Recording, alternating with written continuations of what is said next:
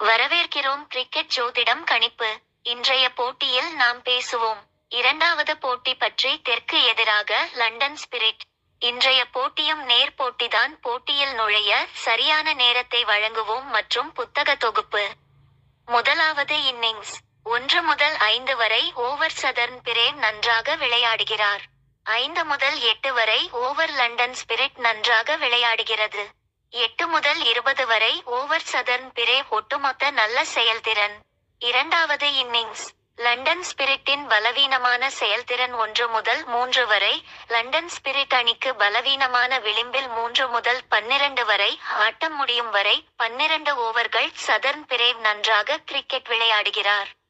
இந்த போட்டியின் வெற்றியாளர் சதர்ன் பிரேவ். கனவு 11 அணி கணிப்புகளை வழங்குவோம் எங்கள் டெலிகிராம் சேனலில்.